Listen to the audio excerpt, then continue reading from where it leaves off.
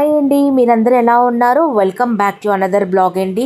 మళ్ళీ నేను వచ్చేసాను మా అమ్మగారి వంటలు తీసుకొని. ఈరోజు మా అమ్మగారి వంటల్లో ఇక్కడ మీతో నేను షేర్ చేస్తున్నాను మామిడికాయ పప్పు అండి. Stay tune to my channel. చూడండి, ఈరోజు మా అమ్మగారు చేసినట్టు మామిడికాయ పప్పుని నేను ఎలా ప్రిపేర్ చేస్తున్నానో.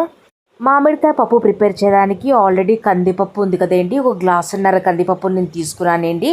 దీన్ని మంచిగా కడిగి ఇప్పుడు కుక్కర్లో వేసుకున్నాను. ఇప్పుడు మనం కడిగి పెట్టుకున్న కందిపప్పులో ఇక్కడ మామిడికాయ ముక్కల్ని కట్ చేసుకొని పెట్టుకున్నానండి. ఇంకా పచ్చిమిరపకాయలు, ఇంకా కరివేపాకు ఉంది. ఇప్పుడు దీంట్లో మనం మామిడికాయ ముక్కలు, కరివేపాకు, ఇంకా పచ్చిమిరపకాయలు వేసుకున్నానండి. పచ్చిమిరపకాయలు ఏంటంటే మన కారానికి తగ్గట్టు తక్కువ ఎక్కువ చేసుకోవచ్చు. ఇప్పుడు దీంట్లో చూసారు కదా, కొద్దిగా నూనె ఉంటుంది కదా, కొద్దిగా నూనె కూడా నేను ఇక్కడ వేసుకున్నాను. ఇప్పుడు నూనె వేసిన తర్వాత ఇప్పుడు దీంట్లో నేను పసుపు వేసానండి. పప్పు మునిగేంత నీళ్ళు వేసుకున్న తర్వాత ఒకసారి ఇవన్నిటిని మంచిగా మనం కలుపుకుందామండి. చూసారు కదా, ఇవన్నీ మంచిగా ఇప్పుడు నేను ఇక్కడ మిక్స్ చేసేసుకున్నాను. ఇప్పుడు ఏంటంటే కుక్కర్ మూత పెట్టేసుకొని మనం ఒక 5 విజిల్స్ వచ్చేంత వరకు వెయిట్ చేద్దామండి. ఇప్పుడు ఇక్కడ 5 విజిల్స్ తర్వాత ఇక్కడ మూత విప్పి మీకు చూపెడుతున్నానండి. పప్పు మంచిగా ఇక్కడ బాయిల్ అయిపోయింది. ఇప్పుడు దీన్ని మంచిగా మెత్తగా ఇప్పుడు మనం ఇక్కడ మెదుపుకుందామండి పప్పుని. ఇప్పుడు ఇక్కడ చూసారు కదండి, పప్పుని ఇక్కడ నేను మంచిగా మెత్తగా మెదుపుకున్నాను.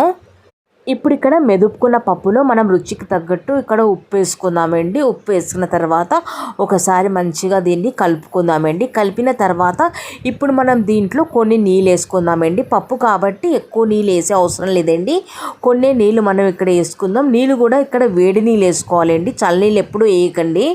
ఇప్పుడు ఇక్కడ చూసారు కదండి, పప్పులో ఇక్కడ నీళ్ళు వేసుకున్న తర్వాత దీన్ని మంచిగా ఇప్పుడు కలుపుకుందాం. కలిపిన తర్వాత ఇప్పుడు మనం ఈ పప్పులో తాలింపు వేసుకుందామండి. ఇప్పుడు ఇక్కడ చూసారు కదండి, తాలింపు పెట్టే ముందు ఇక్కడ పప్పుని నేను సపరేట్ మూకుల్లో నేను ఇక్కడ తీసుకొని దీన్ని ఒక 6 to 7 మినిట్స్ వరకు ఇలాగే కొద్దిగా మనం ఒక మరుగు వచ్చే వరకు కొద్దిగా బాయిల్ చేసుకోవాలండి. ఇప్పుడు చూసారు కదా, పప్పులో ఇక్కడ మరగడం మొదలైంది కదా. ఇప్పుడు ఈ స్టేజ్లో మనం ఈ పప్పులో తాలింపు వేసుకుందాం. ఇప్పుడు ఈరోజు ఈ మామిడికాయ పప్పు తాలింపు నేను ఇక్కడ నెయ్యితో వేస్తున్నానండి. మీరు నూనెతో కూడా వేసుకోవచ్చు. ఇప్పుడు చూసారు కదండి, ఇక్కడ నెయ్యి వేసిన తర్వాత నెయ్యి ఇక్కడ మంచిగా కరగడం మొదలైంది కదా. ఇప్పుడు మనం దీంట్లో తాలింపు వేసుకుందాం. తాలింపు మన అందరికీ తెలిసిందే కదా, మన తరతరాల తాలింపు కదండి. ఆవాలు, జీలకర్ర, వెల్లుల్లిపాయలు, మెంతులు, ఎండుమిరపకాయలు, ఇంగువ పొడి, ఇంకా కరివేపాకండి. ఇప్పుడు ఇక్కడ చూసారు కదండి, నెయ్యి మంచిగా కరగడం మొదలైంది కదా. ఇప్పుడు మనం దీంట్లో తాలింపు వేసుకుందాము. తాలింపు మంచిగా కొద్దిగా ద్వారగా కొద్దిగా ఫ్రై అయ్యేంత వరకు దీన్ని మంచిగా ఇప్పుడు మనం కలుపుకుందామండి.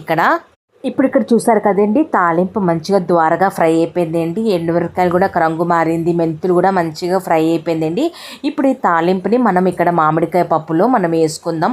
మామిడికాయ పప్పులో తాలింపు వేసిన తర్వాత దీన్ని మంచిగా ఒకసారి మనం కలుపుకున్న తర్వాత ఇప్పుడు నేను ఇక్కడ స్టవ్ ఫ్లేమ్ని ఆఫ్ చేసిన తర్వాత కొద్దిగా కొత్తిమీర ఉంటుంది కదండి, పైనుంచి ఇక్కడ కొత్తిమీర నేను ఇక్కడ వేసుకున్నానండి. ఇదేనండి ఈరోజు మీతో నేను ఇక్కడ షేర్ చేశాను ఇక్కడ మామిడికాయ పప్పు రెసిపీని. మీకు ఒకవేళ మా అమ్మగారి వంటల్లో ఈరోజు ఈ మామిడికాయ పప్పు రెసిపీ మీకు మంచిగా అనిపిస్తే ఫర్దర్గా మీ ఫ్యామిలీ, మీ ఫ్రెండ్స్కి మీరు షేర్ చేయండి. ఇదేనండి ఒక చిన్న బ్లాగ్ మీకోసం ఈరోజు తెచ్చాను నేను మామిడికాయ పప్పుని. సరేనండి, మళ్ళీ కలుద్దాం మనం లాంగ్ వీడియోలో ఇంకా మినీ బ్లాగ్లో. థ్యాంక్ యూ వెరీ మచ్ మీ సపోర్ట్ కోసం అండి. కొత్త వాళ్ళైతే please do like, share and subscribe to my YouTube channel. Thank you once again.